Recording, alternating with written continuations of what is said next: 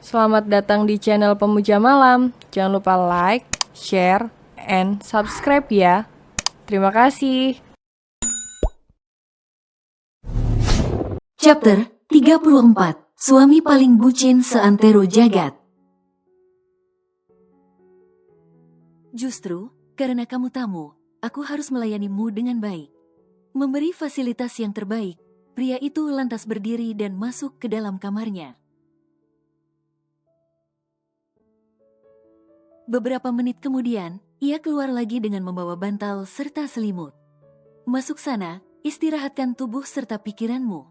Better membantu Vanish berdiri, lalu mengantar gadis itu ke kamarnya. Vanish sontak berbalik, lalu memeluk pria gagah di hadapannya ini dengan erat.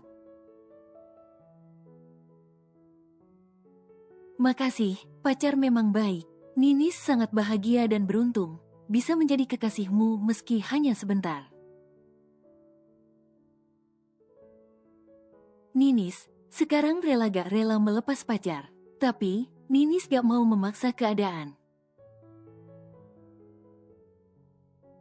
Biarlah, takdir yang akan membawa kisah kita ini, kemanapun ia mau. Vanish memeluk tubuh tegap itu erat. Mungkin, ini adalah malam terakhir bagi mereka untuk bisa seperti ini. Better mendorong paksa tubuh mungil Vanish, hingga gadis itu terjengkang ke atas kasur. Tanpa sengaja, hal itu malah membuat kemeja bawah yang Vanish kenakan tersingkap hingga ke atas. Memperlihatkan kedua paha mulusnya itu. Aku tidak akan melepasmu. Aku akan segera menyusulmu.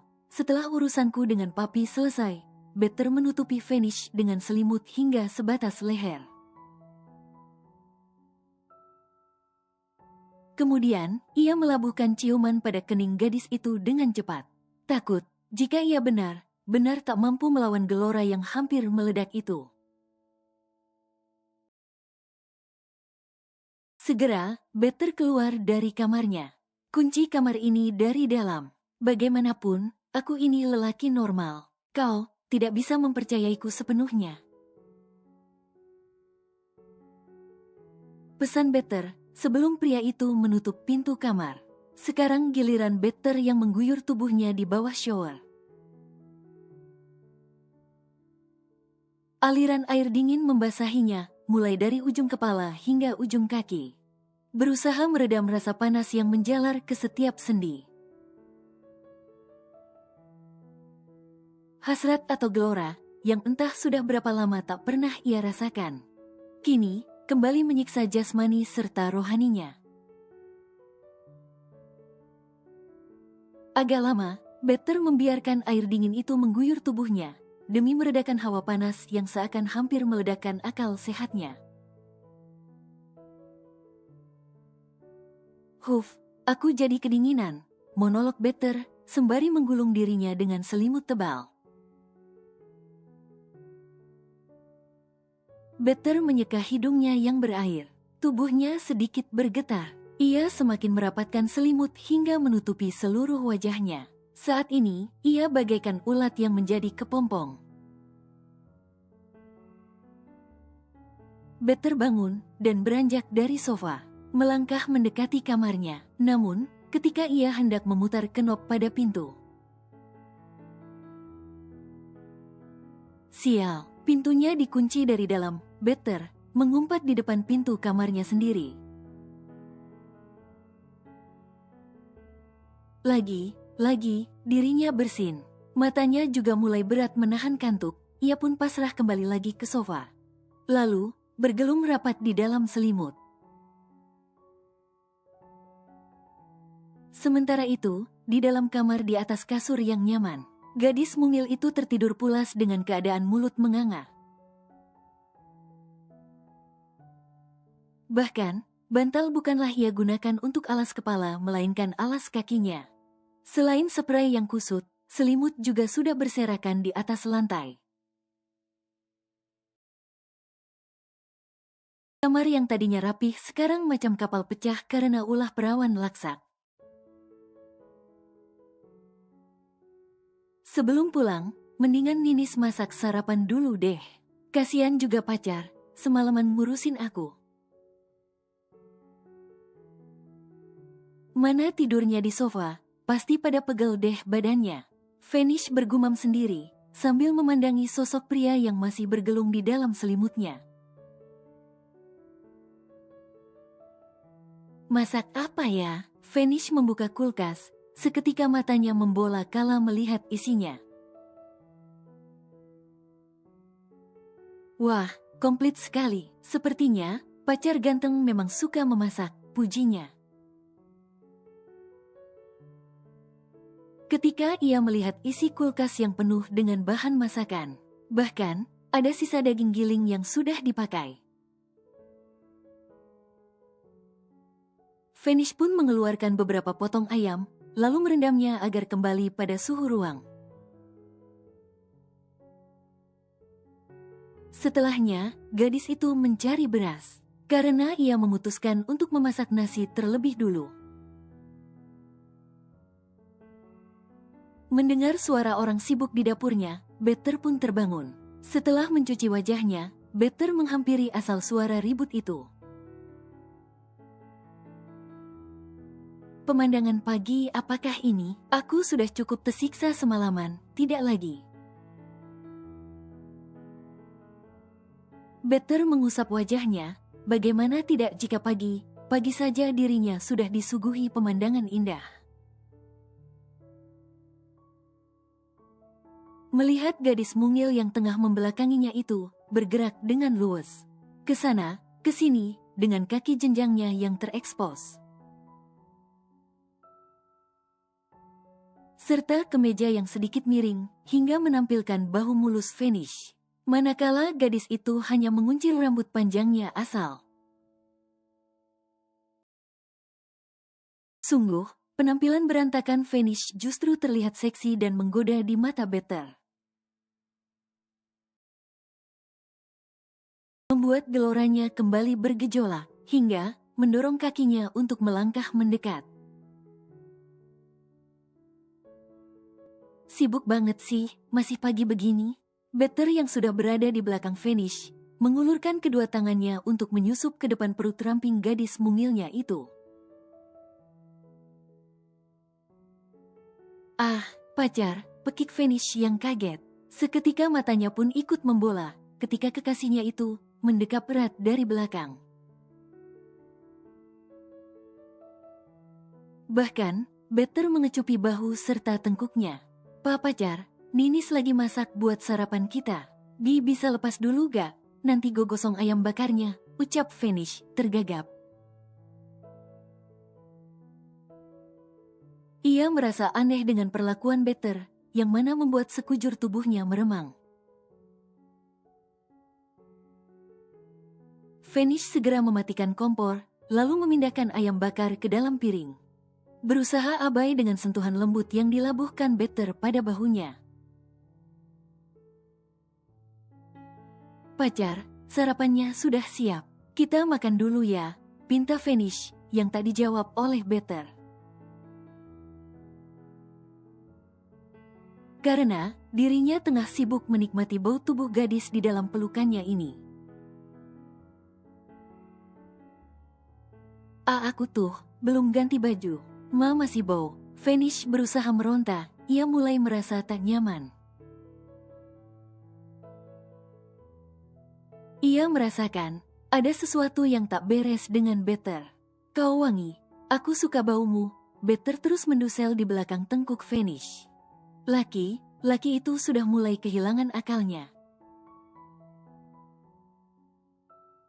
Pelukannya bahkan semakin erat, hingga tangannya tanpa sengaja menekan dada Vanish yang tanpa pembungkus itu. Pacar, sepertinya ini tidak baik. Vanish berusaha melepaskan tangan Better yang merangkulnya. Bahkan, sepertinya, tangan pria itu sengaja semakin ke atas. Vanish mulai takut, kaki terasa gemetar. Kau sangat menggoda, aku tidak tahan lagi. Tanpa sadar, hal tiba-tiba itu membuat Vanish mengeluarkan desah seksinya. Buru ia membekap mulutnya sendiri. Mendengar respon dari suara Vanish, semakin membuat gelora Better naik ke ubun-ubun. Lantas, pria itu membalik tubuh Vanish seketika, hingga kini mereka menjadi saling berhadapan. Mendengar napas Better yang memburu dengan tatapan lapar, membuat hatinya seketika gamang. Meskipun sentuhan Better begitu ia inginkan, namun Vanish sadar jika ini bukan waktu yang tepat untuk mereka. Ia harus bisa menjaga diri dan juga menyadarkan kekasihnya segera. Pacar, Vanish menahan dada Better yang semakin maju menempel pada tubuhnya.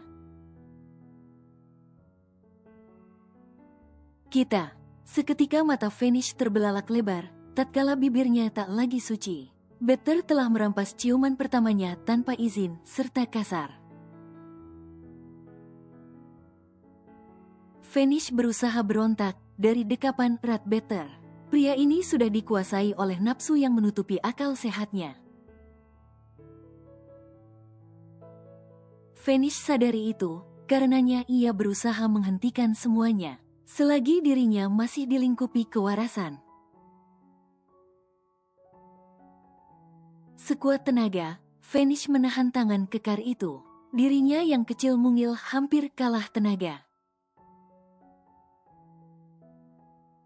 Hingga, akhirnya sang kekasih berhasil menguasai dirinya sepenuhnya. Vanish ikut terbawa arus pagi itu. Ia yang memang mencintai Better sepenuh hati. Bahkan begitu mengagumi apapun yang ada pada diri pria itu, sudah terbuai dengan sesapan serta remasan di beberapa bagian tubuhnya. Vanish mulai menikmati permainan Better, hingga dirinya ikut menimpali pertautan panas dari bibir keduanya. Mereka terus melakukan ciuman panas itu, tanpa terasa keduanya kini telah berada di atas sofa. Dengan posisi Better yang mengungkung tubuhnya, Vanish hampir dikuasai oleh Better. Sampai pada saat Better hendak menyusupkan tangannya ke dalam pakaian Vanish, terdengar dering nyaring dari suara ponsel. Seketika mereka tersadar, lalu buru melepaskan tautan yang tengah membara itu. Maaf, aku tidak bisa menguasai diriku. Aku angkat telepon dulu. Better meninggalkan Vanish termangu di atas sofa. Setelah sadar, segera ia merapikan keadaannya yang berantakan. Vanish sangat menyesali perbuatannya barusan. Hampir saja ia terbawa situasi. Ia pun kembali ke dapur, lalu menata makanan di atas meja. Baik, Papi, aku akan segera pulang setelah mengantar kawanku ke stasiun. Perusahaan bisa dihandle oleh beberapa anak buah kepercayaanku. Lagi pula, aku hanya meninggalkannya selama 2 hari saja, bukan? Baik, kemudian Better pun mengakhiri panggilannya. Pria itu menghembuskan napas kasar. Untung saja, ponsel ini berdering. Jika tidak, aku pasti sudah memakan gadisku sendiri. Better mengusap kasar wajahnya. Ia menyesali dirinya yang tak mampu mengendalikan keinginan dari nalurinya. Maafkan aku atas kejadian tadi pagi. Sungguh, aku tidak bermaksud. Better tidak lagi meneruskan katanya, karena Vanish meletakkan jari telunjuk ke depan bibirnya. Aku juga salah. Semua tidak sepenuhnya salahmu. Untung saja semua tidak terjadi. Sepertinya, kita harus berterima kasih pada papimu. Ucap Vanish mencoba tersenyum, meski harus ia paksakan, karena jujur saja hatinya sangat sedih saat ini. Entahlah, aku harus berterima kasih atau tidak padanya. Secara tidak langsung, ia juga yang membuat kita terpisah. Lirih Better. Lagi, apakah ia harus kehilangan lagi? Ketika ia baru saja menyadari perasaannya. Sampai di sini ya, cukup sampai di sini saja ternyata, keluh Vanish meratapi nasib percintaannya. Jangan begitu, Better merengkuh tubuh Vanish, tak peduli pandangan aneh dari orang di sekitar mereka. Di mana kini keduanya berada di tempat umum, yaitu stasiun. Tunggu kabar dariku, aku hanya perlu menemui gadis pilihan papi sekali. Aku masih bisa menolak perjodohan ini, bisik Better lirih. Nah, bagaimana keadaan Ninis sekarang? Apakah dia sudah sampai di kampungnya? Tanya Susi pada Milna yang tengah membantunya merapikan kamar bayi. Sudah, Kak, Ninis baru saja mengabariku, sejam yang lalu. Jawab Milna, sambil memasukkan berbagai macam perlengkapan bayi baru lahir ke dalam lemari yang memiliki banyak sekali laci. Syukurlah, setidaknya ia sudah aman serta berada di rumah, ucap Susi lega. Sangat disayangkan, jika kisah cinta mereka harus kandas, Susi mendengus pelan. Benar, Kak, serba salah memang, jika masalah hati, harus bentrok dengan asas kewajiban, timpal Milna. Kau benar. Nah, semoga masih ada kesempatan dan jalan bagi mereka untuk bersatu, ucap Susi penuh harap. Sulit, kurasa. Aku tahu Better. Kami sudah bersahabat cukup lama. Permintaan papinya adalah mandat yang tidak bisa dibantah. Milna berkata dengan pandangan nanar ke sembarang arah. Nah, Susi mendekati Milna, lalu menyentuh bahunya, hingga gadis itu menoleh dengan senyum yang seolah dipaksakan.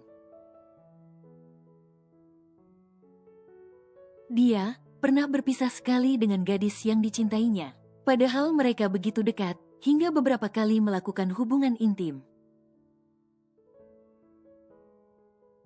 Namun, kenyataan bahwa orang tua sang gadis adalah keluarga pesaing yang ternyata pernah melukai papinya membuat Better sangat kecewa dan syok, apalagi ketika gadis itu memilih mengakhiri hidupnya. Karena ia tak bisa memilih antara kekasih dan juga keluarganya. Sejak saat itulah, Better menjadi sosok yang dingin terhadap wanita. Bahkan, kami pernah digosipkan memiliki hubungan karena kedekatan kami. Tutur Milna bercerita dengan penuh perasaan. Sepasang mata gadis itu terlihat sendu dan mendung. Susi mengusap lembut pada bahu Milna, memberi dukungan agar wanita yang sudah ditunjuk sebagai pengawal pribadinya itu meneruskan cerita. Bagaimanapun, ia cukup penasaran dengan kisah percintaan skuad asisten ini. Dia dan Tuan Arjuna adalah penyelamatku. Jika tidak, mungkin saat ini keluargaku masih berada dalam lingkaran jebakan lintah darat. Milna kembali meneruskan ceritanya. Sudah bercerita padaku. Karena keluargamu sering ditindas, maka kau memutuskan untuk memperkuat diri dengan masuk ke dalam militer. Tapi, bagaimana bisa kau terjerumus hingga menjadi anggota gangster? Heran Susi, sedikit berniat mengulik masa lalu Milna, juga awal kedekatannya dengan Better. Awalnya, aku hanya berniat membalas budi pada Better, tapi dengan cara yang salah. Masa itu adalah masa kelam kami, ketika kami melarikan diri dari masalah di permukaan. Begitupun Tuan Arjuna. Kesakitan telah menempanya menjadi sekuat sekarang. Aku ingat, dulu dia tidak seperkasa ini. Tekadnya sangat kuat untuk merubah takdirnya, hingga semangatnya menular pada kami. Jelas Milna dengan seulas senyum, mengenang masa perjuangan untuk lepas dari lembah hitam. Ternyata, kita semua memiliki masa lalu yang berat, dengan jalan cerita serta tingkatan kesulitannya masing-masing. Kesusahan itu bukan berarti akan selamanya. Kesabaran dan perjuangan tentu akan membuahkan akhir yang bahagia. Aku mengerti sekarang. Susi tiba menggenggam tangan Milna. Suatu saat, kau pasti akan menemukan kebahagiaanmu. Aku yakin, semuanya hanya tinggal selangkah lagi di depan mata. Ujar Susi pada Milna. Mereka saling bersitatap, hingga seulas senyum tersungging dari keduanya. Kak Susi, sudah bahagia, sangat bahagia kurasa. Apalagi, kalian akan segera menyambut kehadiran anggota keluarga baru. Milna berucap senang, seraya mengelus perut Susi yang sudah terlihat semakin bulat dan besar. Wanita yang mengenakan baju rumahan longgar berbahan katun itu tersenyum lebar. Ya, kau benar. Nah, kini adalah titik puncak dari kebahagiaan kami, terutama untuk diriku. Setelah melewati beberapa fase yang begitu menyakitkan, hingga aku mengira luka di hatiku selamanya tidak akan sembuh. Tidak ada yang abadi di dunia ini, termasuk dengan penderitaan. Suatu saat, ia akan berganti dengan kebahagiaan. Susi bertutur dengan lembut dan penuh kehangatan, layaknya seorang kakak yang tengah memberi semangat pada adik perempuannya. Perhatian tulusnya inilah yang membuat orang lain dengan mudah menyayanginya. Aku sudah sangat bahagia dengan keadaanku sekarang ini. Aku tidak mau serakah dengan berharap lebih pada semesta. Kakak adalah orang baik. Kau berhak menerima kebahagiaan ini, ucap Milna, tulus sepenuh hati. Kau pasti akan bahagia sebentar lagi. Semua tergantung padamu. Maukah kau membuka hati untuk menyambut takdir itu? Ucap Susi dengan makna tersirat di dalamnya, membuat Milna menunduk seketika. Kau hanya perlu melunak sedikit, mendapat ikan besar itu, tidak dengan menarik tali pancing sekuatnya. Tapi, kau perlu sedikit mengulur serta mengendurkan tali pancing itu, sebelum kau menariknya ke permukaan. Susi tersenyum, ketika sepasang mata indah Milna bersinar. Sendu dari aura mendung itu sudah tak nampak. Pertanda Milna mengerti dan faham akan maksud perkataannya. Kak Susi, aku mengerti. Kau memang yang terbaik, ucap Milna dengan raut wajah sumringah. Bolehkah aku memelukmu, pintanya? Tentu saja, kemarilah. Susi membuka lebar kedua tangannya, membuat gadis di hadapannya segera menubrukkan tubuhnya pelan. Aku merasa memiliki seorang kakak perempuan. Milna menitikkan kristal bening dari sudut matanya. Kalau begitu, anggap saja aku kakakmu, seperti Venice dan Rapika. Karena, aku juga telah menganggap kalian adalah saudariku. Susi membalas pelukan Milna, mengelus punggung gadis itu dengan rasa sayang. Ashes, desis Susi, di sela kebersamaan keduanya. Kau kenapa? Apa aku menekan perutmu? Oh, tidak. Maafkan aku, seru Milna, kepanikan begitu kentara dari raut wajahnya. Kala ia melihat Susi meringis. Tidak apa-apa, hanya kram seperti biasa, jelas Susi. Namun, Milna tetap terlihat khawatir. Benarkah? Apa jangan?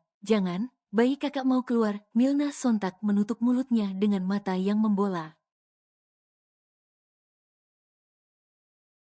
Ia panik dengan segala pikiran yang berputar di kepalanya. Sementara, Susi justru terkekeh geli sembari meringis kecil. Ngaco kamu, mana ada seperti itu? Satria Junior hanya terlalu keras menendang mominya. Jelas Susi menampik segala praduga Milna. Menendang, bayi kecil di dalam perut sudah bisa menendang? Heran Milna dengan ekspresi polosnya, membuat Susi kembali terkekeh geli. Kau ini, tentu saja bisa, kan bayi juga bergerak dan bergeliat di dalam sini. Jelas Susi, sembari menunjuk ke arah perutnya. Benarkah, maksudku, bayi sekecil itu, tapi bisa membuatmu meringis kesakitan. Kupikir, kakak mau lahiran, ucap Milna, masih dengan raut bingungnya. Tidak dalam waktu dekat ini, masih 2 purnama lagi. Mungkin, ia akan menunggu calon uncle dan auntie-nya bersatu. Goda Susi, membuat wajah Milna melengos seketika. Susi kembali terkekeh, ketika Milna menyembunyikan semburat kemerahan itu darinya. Sudahlah, Kak Susi jangan menggodaku terus. Lebih baik aku antar dirimu ke kamar untuk beristirahat. Biar aku saja yang menyelesaikan sisanya. Milna membantu Susi berdiri. Karena wanita itu sudah kesusahan membawa beban di perutnya yang besar. Biar aku ke kamar sendiri, cuma di sebelah ini, tolak Susi ketika Milna hendak mengantarnya. Tidak, aku akan tetap mengantarmu. Memastikan, kakak benar telah beristirahat di atas kasur, sanggah gadis tomboy itu. Kau ini, Susi memberengut sebal lantaran rencananya sudah terbaca oleh pengawal cantiknya. Kakak, kau harus menurut perintah dari suamimu, tukas Milna. Iya, tapi, kan aku bosan. Aku ingin menengok bungaku sebentar saja, rengek Susi. Meski semakin kesini, fisiknya semakin lemah. Tapi, ia juga lelah dan bosan jika tidak melakukan apapun. Ya sudah, nanti sore saja. Setelah Kak Susi bangun tidur, bagaimana? Tawar Milna, mencoba bernegosiasi. Bagaimanapun, ia harus menjaga Susi agar tidak kelelahan. Semenjak kehamilannya memasuki trimester ketiga. Pertahanan tubuh Susi sedikit menurun, ia menjadi mudah letih. Punggung serta kakinya menjadi sering sakit. Karena itu, Arjuna semakin overprotektif padanya. Juna, kau menemuiku hanya untuk ini, heran Neta, Dokter Ogin cantik itu bingung. Dirinya sampai membuat 3 garis di dahinya. Apa kau bilang, Hardik Arjuna marah? Bahkan, dirinya sampai berdiri dari duduknya.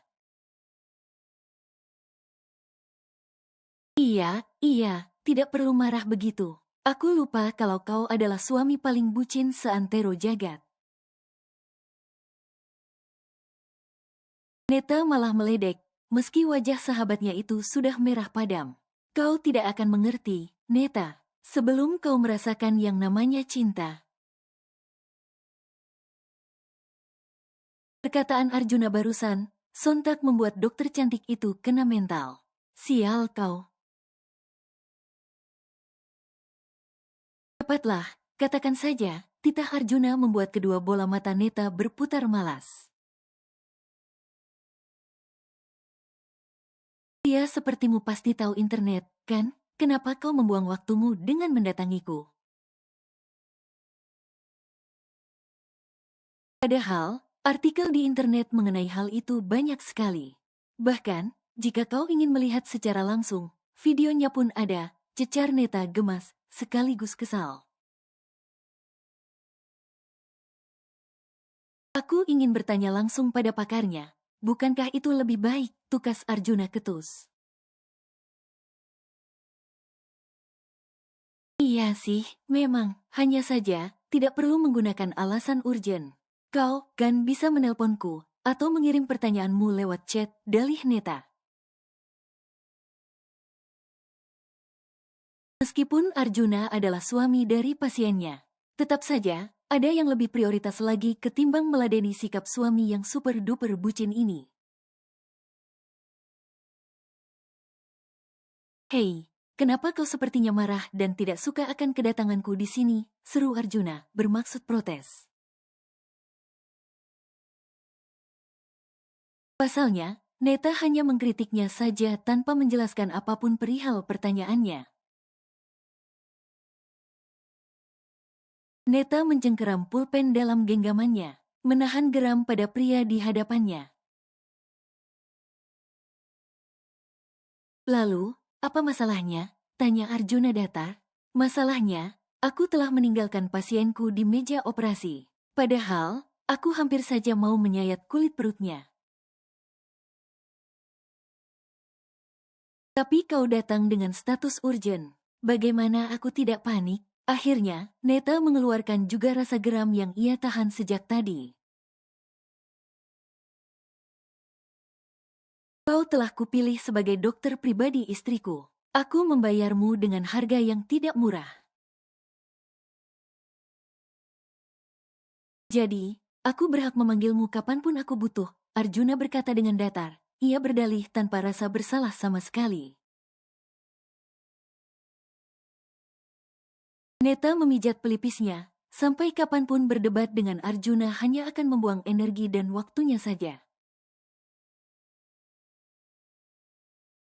Ya, terserah kau saja, karena pasien selalu benar. Dokterlah yang salah. Neta akhirnya menyerah. Percuma saja ia menjelaskan dari ujung barat hingga ke ujung timur kalau akhirnya kekuasaanlah yang menjadi pemenangnya. Sekarang, bisakah kau tidak membuang waktuku dan segera menjawab pertanyaanku dengan cepat, tepat dan terpercaya, cecar Arjuna. Sebenarnya ialah yang berhak kesal, karena Neta tidak langsung menjelaskan saja jawaban dari pertanyaannya. Wanita itu malah bicara putar seraya memprotes dirinya. Kalau bukan sahabat, sudah habis ia tarik lidah cerewetnya itu. Pertanyaanmu itu, padahal bisa kau ajukan pada istrimu. Karena, semua wanita pasti tahu jawabannya. Apa kau ingin membuatku terlihat bodoh di hadapan istriku? Tanya Arjuna dengan ekspresi datarnya. Neta hanya bisa menggelang lemah dan lemas sebenarnya. Menghadapi orang keras kepala macam sahabatnya ini memang menguras banyak energi. Cepatlah, atau kuhentikan investasiku pada rumah sakit ini.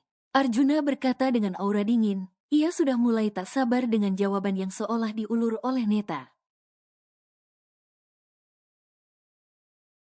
Baiklah, akan kujelaskan dengan detail agar kau tidak bertanya, tanya lagi. Kemudian, Neta menghirup napas dalam sebelum memulai penjelasannya.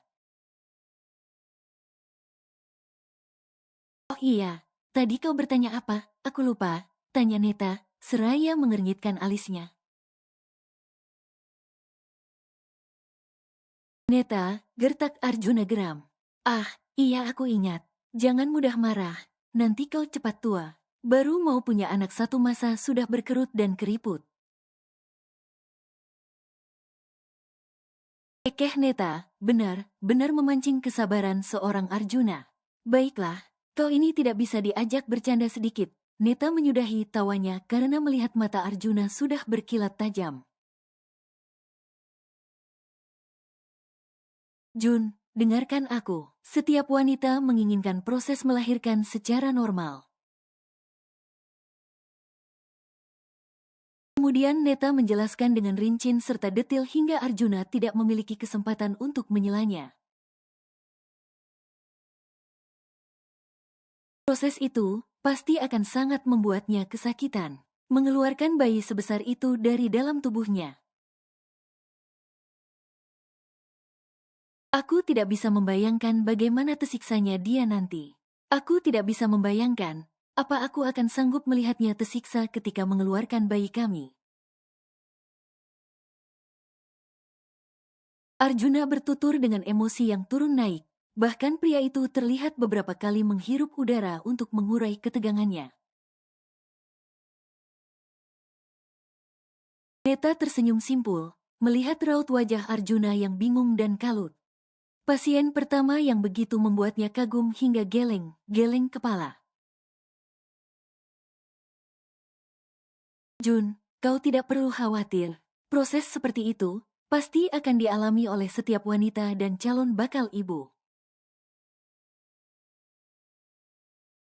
Meskipun mereka akan menanggung sakit yang melebihi kemampuan bertahan dari manusia.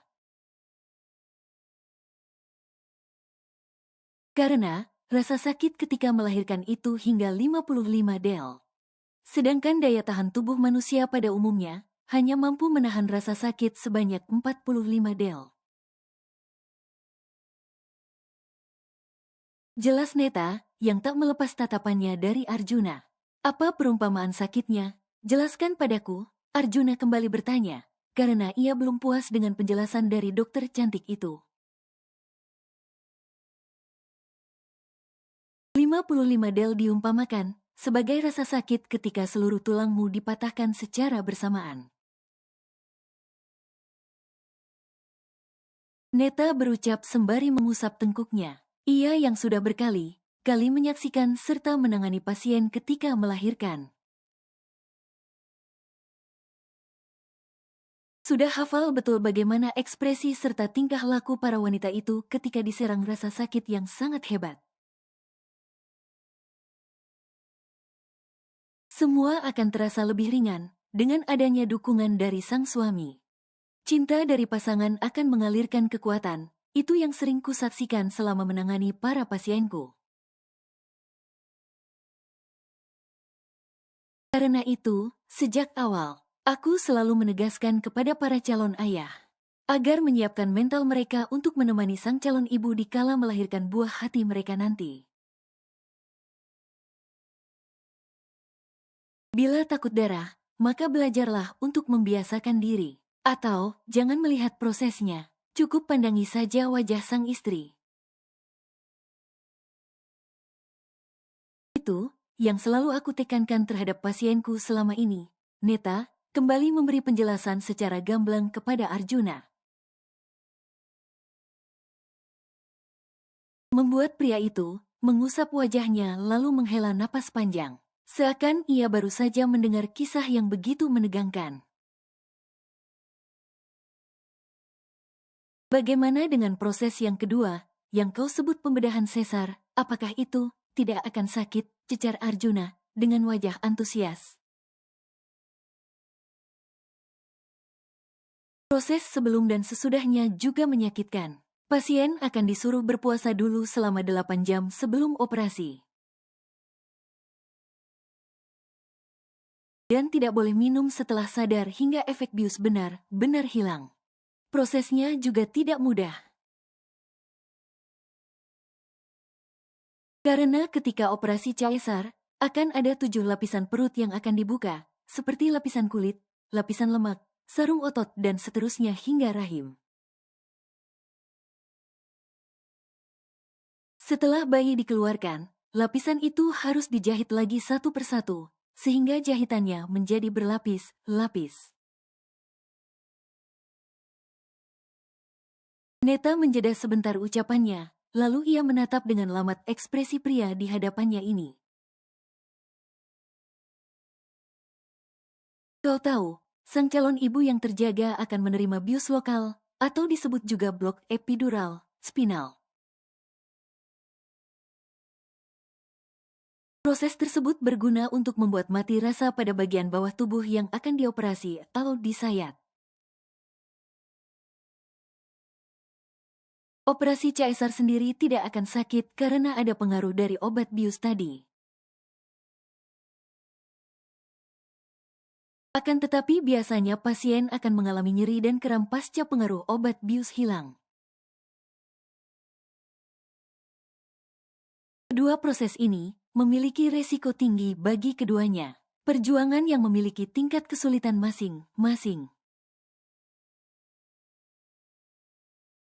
Komplikasi cukup besar juga mengintai pasca operasi, serta efek samping skala kecil dan besar dalam jangka pendek bahkan panjang. Tutur Neta panjang kali lebar. Ia pun meneguk air mineral untuk membasahi kerongkongannya yang kering. Arjuna mendengarkan penjelasan Neta dengan gamang serta ngeri. Terlihat dari ekspresi serta gestur tubuhnya yang beberapa kali menyeka keringatnya. Meskipun dari luar dirinya nampak tenang, akan tetapi raut wajah pria itu benar-benar tegang. Kenapa kedua proses itu sama mengerikan? Lalu, proses mana yang akan kupilih untuk istriku? Tanya Arjuna dengan nada frustasi.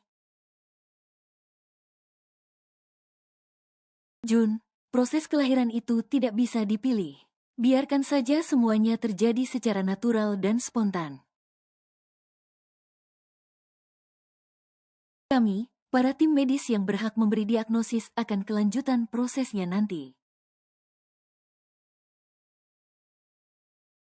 Kau tenanglah, semua hal baik akan terjadi jika yang ada di dalam pikiran kita selalu hal yang positif. Nikmati saja proses ini dengan sukacita dan gembira. Pikirkan saja bahwa kau akan segera bertemu dengan penerusmu, yakni buah cinta kalian berdua. Beri dukungan pada Susi agar dirinya tidak stres serta dapat menjalani masa kehamilan ini dengan bahagia. Neta kembali menegaskan pada sahabatnya itu. Baru kali ini, aku menghadapi suami dari pasien sepertimu, Juna. Kau begitu khawatir serta detil. Kau begitu mencintai istrimu, hingga kau tak ingin melihatnya sakit dan terluka meski demi keturunanmu nanti. Adakah sosok pria yang sepertimu lagi di luar sana? Kalau ada, aku mau satu. Neta tersenyum simpul dengan apa yang ada di dalam pikirannya sendiri. Net, apa kau baik? Baik saja, tanya Arjuna heran, dengan mengernyitkan kedua alisnya hingga saling bertaut.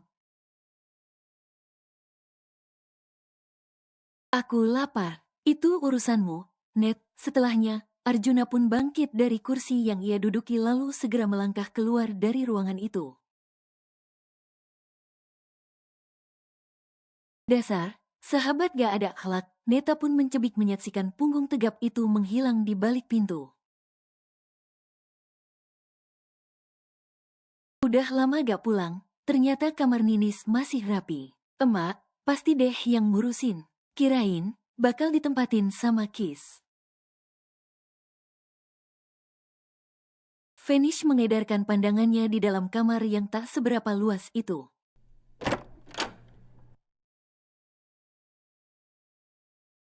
Pintu kayu itu terbuka, menampilkan sebuah senyuman hangat dari seorang wanita berusia matang.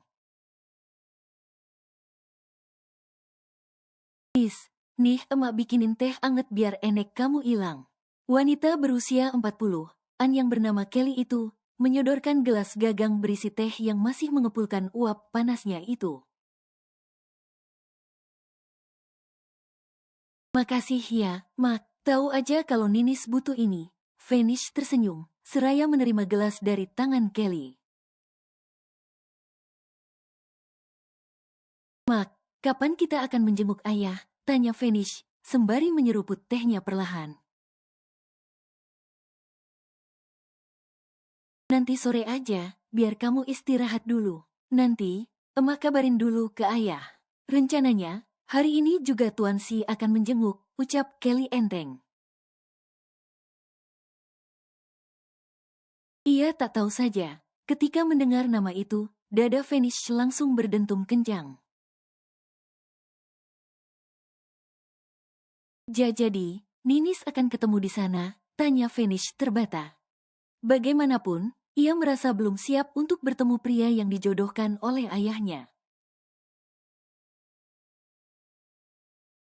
Ninis, tenang aja, ayah sama mak udah mikirin dan nyiapin yang terbaik buat masa depan kamu. Jelas Kelly seraya menarik tangan putrinya sulungnya itu, lalu menggenggamnya lembut.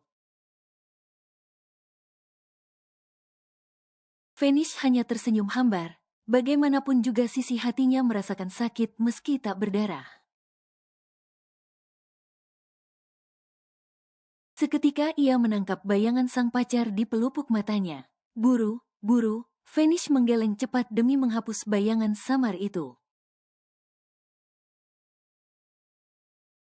Kamu kenapa, Nis? Pusing, tanya Kelly dengan gurat khawatir yang begitu kentara di wajahnya yang masih nampak terlihat muda dan cantik.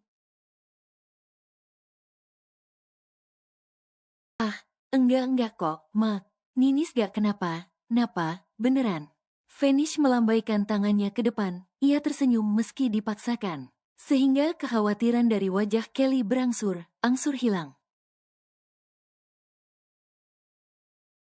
Ya udah, kalau gitu, kamu istirahat aja dulu. Nanti, Mak suruh Kis panggil kamu kalau masakan udah pada mateng semua. Kan kamu minta pepes ikan emas, jadi agak lama matengnya, tutur Kelly dengan sebuah kode yang Vanish tahu apa artinya. Iya, maafin Ninis, Mak. Kesibukan kerja, jadi lupa mesenin emak tuh panci, ucap Vanish dengan cengiran tengilnya. Padahal, Mah bisa dapat kortingan harga. Ya udah, sebentar Ninis chat temen dulu yang kerja di tempat lama. Vanish pun langsung membuka ponselnya. Seketika itu pula, ia mendapatkan boom chat dan telpon dari sang pacar. Hai, apa pacar udah kangen aja sama Ninis ya? Sampai bawel banget gini. Maaf ya, pacar. HP-nya sengaja Ninis matikan tadi, terus di silent. Jadi, gak tahu kalau dapet chat dan telepon. Jangan telpon, cukup balas chat aja. Kamu tega banget, Nis. Bikin aku khawatir setengah mati. Setidaknya kamu ingat untuk mengabariku. Idih, marah. Namanya juga kan lupa. Kirain, kamu gak butuh juga laporan dari aku. Siapa bilang aku gak butuh? Pokoknya kamu harus cerita. Setelah kamu ketemu sama cowok yang dijodohin ke kamu itu. Maaf, ya pacar, Ninis udah berniat ngelupain kamu. Juga merelakan kisah cinta kita kandas begitu aja. Tapi, kenapa kamu malah ngasih harapan gini? Bikin Ninis jadi bimbang. Abis pesen barangnya, kamu istirahat. Emak gak akan ganggu kamu lagi. Kelly beranjak dari pinggir tempat tidur, membuat Vanish tersentak sadar. Vanish meringis seraya, menunduk cepat demi menyembunyikan kekagetannya. Nis, emak tahu, ada yang kamu sembunyikan. Mak harap, kamu nggak ngecewain ayah. Bagaimanapun, ayah gak akan tenang sebelum nyerahin kamu ke tangan laki yang baik. Seandainya kamu tahu, Nis. Kelly menyusut kristal bening yang mengalir dari sudut matanya. Ia berbalik, kemudian menatap nanar pintu kamar putrinya itu. Tak lama kemudian, bau khas dari daun pisang yang dibakar menguar hingga menggelitik para cacing pita yang kelaparan. Kis, panggil kakakmu Gih, titah Kelly pada putri keduanya yang masih pra-remaja itu. Iya, Mak, aku juga udah gak sabar mau ngobrol sama kakak, sahut Kis dari ruang sebelah. Dia yang sudah berangkat sekolah ketika Vanish tiba di rumah ini. Ketika dirinya pulang, sang kakak sedang tertidur pulas di atas kasurnya. Ia pun tak tega untuk membangunkan Vanish. Saat dilihatnya raut wajah sang kakak begitu lelah. Kis segera berlari dan membuka pintu kamar sang kakak. Kak, bangun yuk, Kis kangen, Kis berteriak sambil mengguncang tubuh kakak perempuannya itu. Vanish menggeliat hingga Kis terpental dari pinggir kasur. Kakak, nih, baru pulang udah zolim sama adeknya sendiri, sungut Kis, kesal. Bahkan bibirnya mencebik sampai maju sekali. Kis Free adeknya kakak, Vanish yang nyawanya baru kumpul. Akhirnya menyadari jika yang di bawah kasur adalah adik semata wayangnya. Kakak, Kis pun bangkit dan langsung menubruk tubuh kakak perempuannya itu. Kis, kangen, ucapnya, dengan mata yang terlihat mendung. Kamu tuh ya, masih aja cengeng ternyata, ledek Vanish. Setelahnya ia pun terkekeh ketika sang adik melepas pelukan mereka dengan raut wajah cemberut. Selalu deh, ngeledekin aku sukanya, protes Kis, sebal. Idih, adek imut ngambek nih ye, Vanish, menarik hidung Kis setelah sang adik teriak ia pun lari keluar kamar sambil tertawa. Emak, kakak nakal, kamu tuh, kebiasaan dari dulu gak ilang. Masih aja suka ngeledekin adeknya. Wah, Mak, wangi banget dah pepesnya. Mantep emang masakan emak. Vanish yang membaui aroma pepes yang tertata dengan menggoda di atas piring, mengacungkan dua jempolnya ke arah Kelly. Mereka bertiga pun duduk di atas permadani tebal, karena keluarga ini tidak memiliki meja makan. Jadi, mereka biasa makan lesehan di bawah. Tepatnya di ruang keluarga, di mana biasa mereka berkumpul dulu sambil menonton acara televisi. Masakan emak emang tiada lawan, ucap Vanish dengan meniru logat ketimuran. Membuat Kis dan Kelly tak tahan untuk tertawa. Kalau gak ada kakak sepi deh rumah ini, gak ada yang bisa bikin ketawa. Kis bercerita sambil berebut mencuil daging ikan pepes dengan Vanish. Biasanya, kan ayah yang suka ngelawak, ujar Vanish, heran. Itu, kan sebelum ayah, Kelly menjejali bumbu pepes ke dalam mulut Kis, seraya memberi kode lewat tatapan matanya. Bumbunya enak deh, berasa, ujar Kelly, sambil terus menjejalkannya ke dalam mulut Kis. Membuat remaja itu tak bisa bersuara lagi. Ia pun faham maksud dari Kelly. Emak tega bener, tapi bagus sih, lanjut Mak. Lalu Vanish pun tertawa melihat wajah kesal Kis. Ia merapikan bekas makannya, lalu membawanya ke dapur. Mak, nanti Ninis bikinin wastafel ya. Jadi, emak gak perlu jongkok kalau mau nyuci piring. Sekalian, di keramik aja nih tembok dapurnya. Vanish, yang sedang berjongkok untuk mencuci piring, mengedarkan pandangannya ke dapur yang nampak kurang layak itu. Emangnya, kamu punya duit, kan yang kamu kirim aja udah banyak, heran Kelly. Ada dong, Mak. Tabungan Ninis lumayan banyak, adalah sekitar 10 jutaan mah. Vanish mengeringkan tangannya lalu, menghampiri Kelly yang duduk di balai dapur. Nanti tabungan kamu habis loh, masa kamu kerja capek gak ada hasilnya, tolak Kelly. Meskipun rumah mereka memang butuh sedikit perbaikan, tapi ia tak sampai hati jika harus menghabiskan hasil jerih payah putrinya itu. Kan, nanti Ninis nikahnya sama orang kaya. Jadi, aku gak perlu kerja juga bakal pegang uang. Iya, kan, Mak? Tanya Ninis, dengan senyum yang tersungging tulus dari hatinya.